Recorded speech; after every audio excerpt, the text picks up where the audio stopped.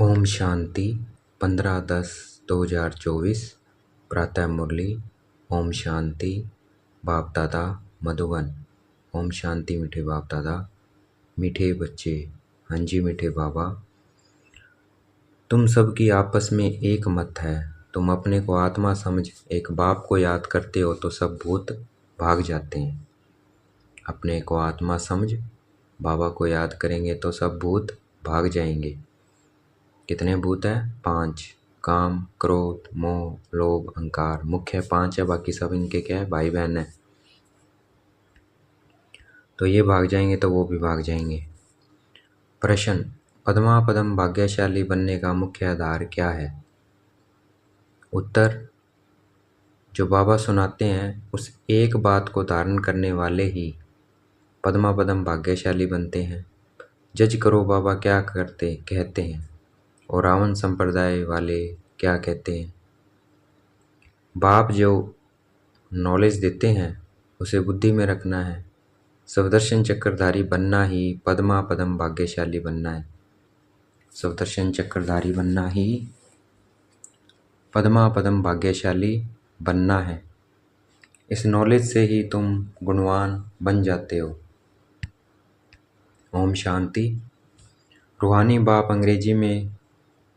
अंग्रेजी में कहा जाता है रूहानी बाप, और रूहानी बाप को अंग्रेजी में कहा जाता है स्पिरिचुअल फादर। सतयुग में जब तुम चलेंगे तो वहाँ अंग्रेजी आदि दूसरी कोई भाषा तो होगी नहीं। सतयुग में और कोई भाषा नहीं होती, हिंदी होती है। तुम जानते हो सतयुग में हमारा राज्य होता है, उसमें हमारी जो भाषा होगी वही चलेगी। फिर बाद में वह भाषा बदलती जाती है। अभी तो अनेकानेक भाषाएं हैं। जैसा जैसा राज्य राजा वैसी वैसी उनकी भाषा चलती है। अब यह तो सब बच्चे जानते हैं। सब सेंटर पर भी जो बच्चे हैं उनकी एक मत है। अपने को आत्मा समझना है और एक बाप को याद करना है ताकि भूत सब भाग जाएं। बाप है पतित पावन। 5 भूतों की तो सब में प्रवेशता है। आत्मा में ही भूतों की प्रवेशता होती है। फिर इन भूतों अथवा विकारों का नाम भी लगाया जाता है। देह, अभिमान, काम, क्रोध आदि ये क्या है? भूत है। ऐसे नहीं कि सर्वव्यापी कोई ईश्वर है। कभी भी कोई कहे कि ईश्वर सर्वव्यापी है तो कहो सर्वव्यापी आत्माएं हैं, और इन आत्माओं में 5 विकार सर्वव्यापी है। आत्माएं क्या है? हर जगह। तो सर्वव्यापी क्या है? आत्मा है, और आत्मा में 5 विकार। बाकी ऐसे नहीं कि परमात्मा सर्व में विराजमान है। सब में विराजमान नहीं है। शिव बाबा वो तो परम धाम में रहते हैं। परमात्मा में फिर 5 भूतों की प्रवेशता कैसे होगी? परमात्मा में एक एक बात को अच्छी रीति धारण करने से तुम पद्मा पदम भाग्यशाली बनते हो। सब में क्या है? 5 भूत है। तो परमात्मा में फिर 5 भूतों की प्रवेशता कैसे होगी? एक एक बात को अच्छी रीति धारण करने से तुम पद्मा पदम भाग्यशाली बनते हो। दुनिया वाले रावण संप्रदाय क्या कहते हैं और बाप क्या कहते हैं, अब जज करो। भाई बाबा क्या कहता है और रावण संप्रदाय क्या कहती है, ये जज करो। ये हमें अब जज करना है। हर एक के शरीर में आत्मा है। उस आत्मा में 5 विकार प्रवेश है। शरीर में नहीं, आत्मा में 5 विकार अथवा भूत प्रवेश होते हैं। सतयुग में ये 5 भूत नहीं है, नाम ही है डीटी वर्ल्ड। क्या है? डीटी वर्ल्ड, देवी देवताओं की दुनिया। यह है डेविल वर्ल्ड, अर्थात आसुरी दुनिया। डेविल कहा जाता है असुर को। कितना दिन और रात का फर्क है। अभी तुम चेंज होते हो, वहाँ तुम्हारे में कोई भी विकार, कोई अवगुण नहीं रहता है।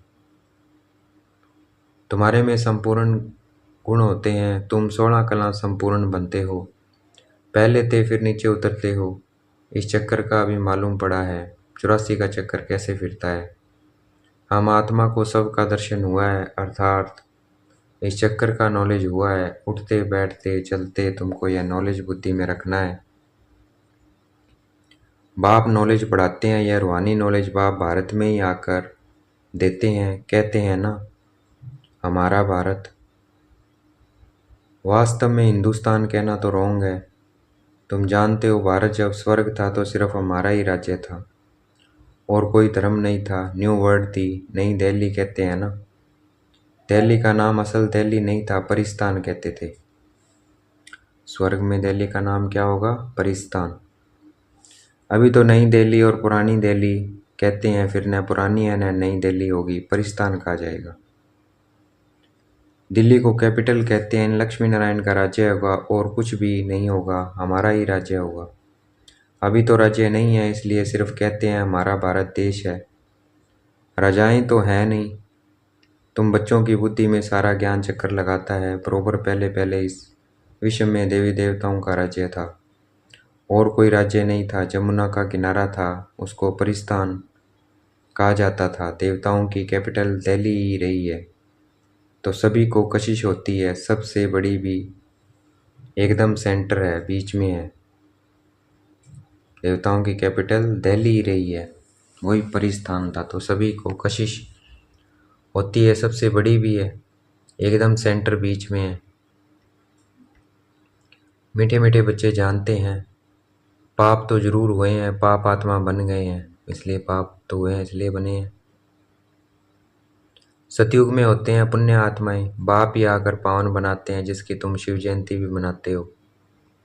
अब जयंती अक्षर तो सबसे लगता है, इसलिए इनको फिर शिवरात्रि कहते हैं। रात्रि का अर्थ तो तुम्हारे सिवाय और कोई समझ न सके। अच्छे अच्छे विद्वान आदि कोई भी नहीं जानते कि शिवरात्रि क्या है, तो मनावें क्या।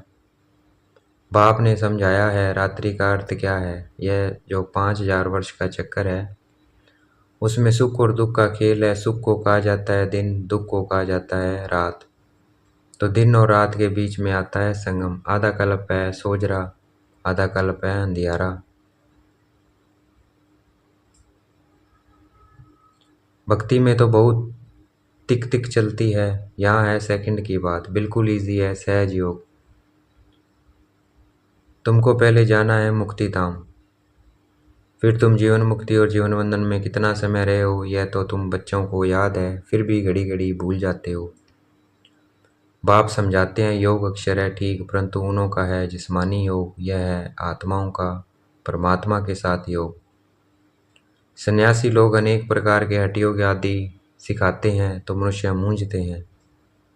तुम बच्चों का बाप भी है तो टीचर भी है, तो उनसे योग लगाना पड़े ना। टीचर से पढ़ना होता है। बच्चा जन्म लेता है तो पहले बाप से योग होता है, फिर 5 वर्ष के बाद टीचर से योग लगाना पड़ता है। फिर वानप्रस्थ अवस्था में गुरु से योग लगाना पड़ता है। 3 मुख्य याद रहते हैं, वह तो अलग अलग होते हैं। यहाँ यह एक ही बार बाप आकर बाप भी बनते हैं, टीचर भी बनते हैं। वंडरफुल है ना। ऐसे बाप को तो जरूर याद करना चाहिए। जन्म जन्मांतर 3 को अलग अलग याद करते आए हो। सतयुग में भी बाप से योग होता है, फिर टीचर से होता है। पढ़ने तो जाते हैं ना, बाकी गुरु की वहाँ दरकार नहीं रहती है, क्योंकि सब सदगति में है। यह सब बातें याद करने में क्या तकलीफ है, बिल्कुल सहज है। इनको कहा जाता है सहज योग। परंतु यह है अनकॉमन। बाप कहते हैं मैं यह टेम्परेरी लोन लेता हूँ, सो भी कितना थोड़ा समय लेता हूँ। 60 वर्ष में वानप्रस्थ अवस्था होती है, कहते हैं 60 लगी लाठ। इस समय सबको लाठी लगी हुई है, सब वानप्रस्थ निवारण धाम में जाएंगे। वह स्वीट होम, स्वीटेस्ट होम, उनके लिए ही कितनी अथाह भक्ति की है। अभी चक्कर फिर कर आए हो, मनुष्य को यह कुछ भी पता नहीं है। ऐसे ही कपोड़े लगा दिया है कि लाखों वर्ष का चक्कर है। लाखों वर्ष की बात हो तो फिर रेस्ट मिल न सके, रेस्ट मिलना ही मुश्किल हो जाए। तुमको रेस्ट मिलती है, उसको कहा जाता है silence. Silence home, incorporeal word. यह है स्थूल स्वीट होम, वह है मूल स्वीट होम। आत्मा बिल्कुल छोटी रॉकेट है, इनसे तीखा भागने वाला कोई होता नहीं है। यह तो सबसे तीखा है। 1 सेकंड में शरीर छूटा और यह भागा। दूसरा शरीर तो तैयार रहता है। ड्रामा अनुसार पूरे टाइम पर उनको जाना ही है। ड्रामा कितना एक्यूरेट है, इनमें कोई इनएक्यूरेसी है नहीं, यह तुम जानते हो। बाप भी ड्रामा अनुसार बिल्कुल एक्यूरेट टाइम पर आते हैं, 1 सेकंड का भी फर्क नहीं पड़ सकता है। मालूम कैसे पड़ता है कि इनमें बाप भगवान है? जब नॉलेज देते हैं, बच्चों को बैठ समझाते हैं, शिवरात्रि भी मनाते हैं ना। मैं शिव कब कैसे आता हूँ वह तुमको तो पता नहीं है। शिवरात्रि कृष्ण रात्रि मनाते हैं, राम की नहीं मनाते हैं, क्योंकि फर्क पड़ गया है ना। शिवरात्रि के साथ श्री कृष्ण की भी रात्रि मना लेते हैं, परंतु जानते कुछ भी नहीं है। यहाँ है ही आसुरी रावण राज्य, यह समझने की बातें हैं। यह तो है बाबा, बूढ़े को बाबा कहेंगे, छोटे बच्चे को बाबा थोड़ी कहेंगे। कोई कोई लव से भी बच्चे को बाबा कह देते हैं, तो उन्होंने भी श्री कृष्ण को लव से कह दिया है। बाबा तो तब कहा जाता है जब बड़े हों और फिर बच्चे पैदा करते हों। श्री कृष्ण खुद ही प्रिंस है, उनको बच्चे कहाँ से आए? बाप कहते ही है मैं बुजुर्गों के तन में आता हूँ। शास्त्रों में ये भी है, परंतु शास्त्रों की सब बातें एक्यूरेट नहीं होती, कोई कोई बात ठीक है। ब्रह्मा की आयु माना प्रजापिता ब्रह्मा की आयु कहेंगे, वह तो जरूर इस समय होगा। ब्रह्मा की आयु मृत्यु लोक में खत्म होगी, यह कोई अमरलोक नहीं है। इनको कहा जाता है पुरुषोत्तम संगम युग। यह सिवाय तुम बच्चों की और कोई की बुद्धि में नहीं हो सकता है। बाप बैठ बताते हैं, मीठे मीठे बच्चों, तुम अपने जन्मों को नहीं जानते हो। हम बतलाते हैं कि तुम 84 जन्म लेते हो, कैसे? तो भी तुमको पता पड़ गया है। हर एक युग की आयु 1250 वर्ष है, और इतने इतने जन्म लिए हैं, 84 जन्मों का हिसाब है ना।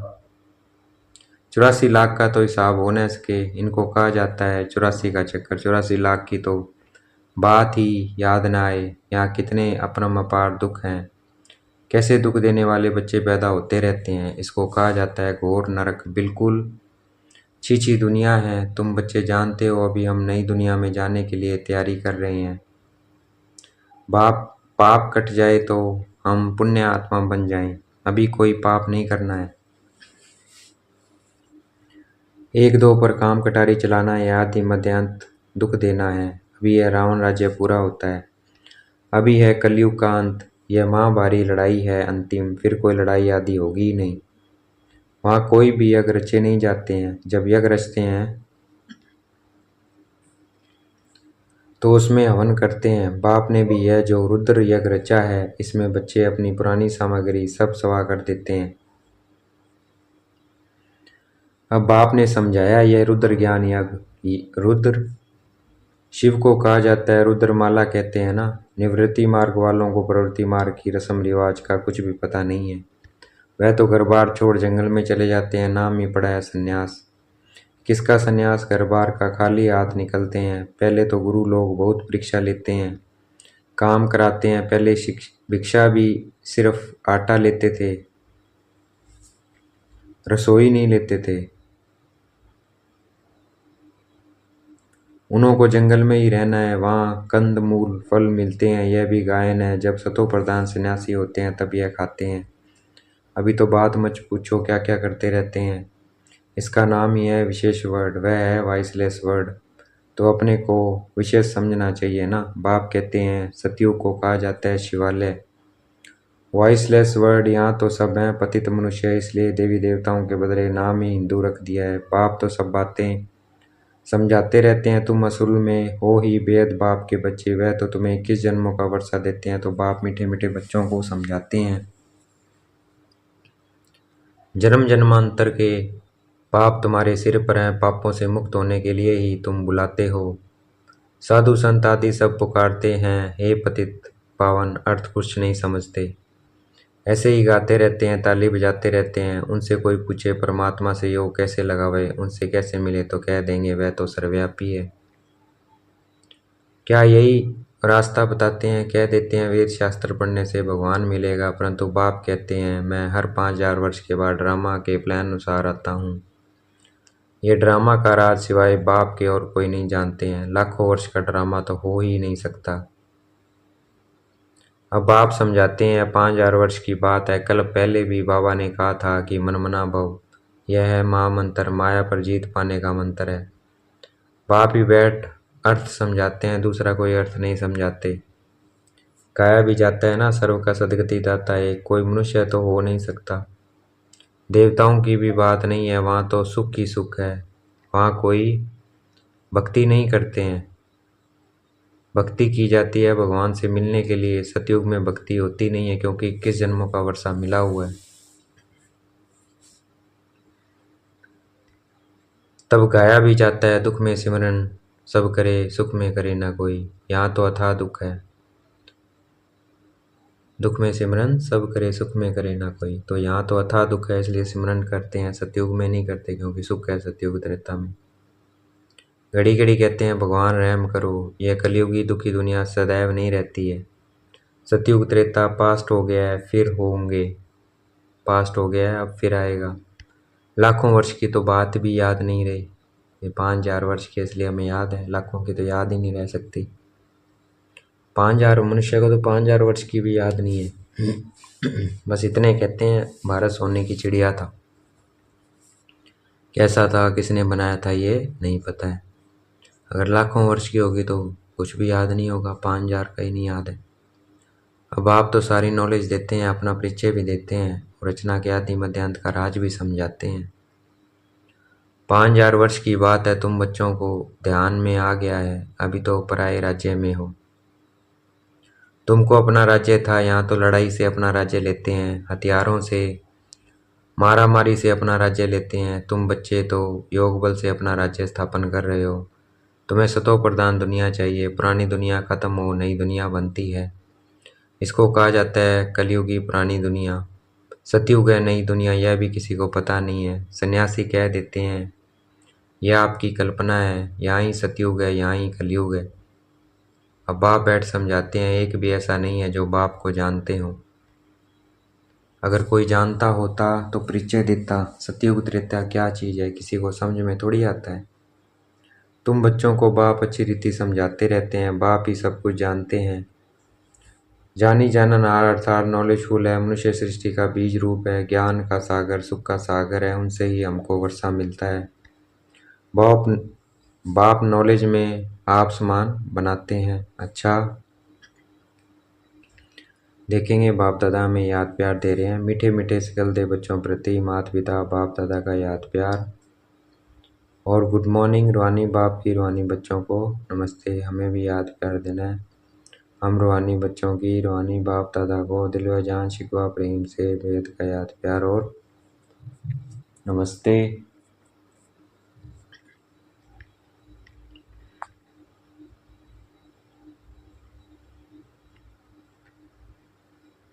धारणा के लिए मुख्य सार, ये पापों से मुक्त होने का समय है, इसलिए अभी कोई पाप नहीं करना है। पुरानी सब सामग्री इस रुद्र यज्ञ में स्वाह करनी है। अभी वानप्रस्थ अवस्था है, इसलिए बाप टीचर के साथ साथ सतगुरु को भी याद करना है। स्वीट होम में जाने के लिए आत्मा को सतो प्रधान बनाना है। देखना है बाप दादा ने मस्तक पे हाथ रखा हुआ है, वरदान दे रहे हैं। अपनी सूक्ष्म कमजोरियों को चिंतन करके परिवर्तन करने वाले सब चिंतक भाव, अपनी सूक्ष्म कमजोरियों को चिंतन करके परिवर्तन करने वाले सब चिंतन भाव।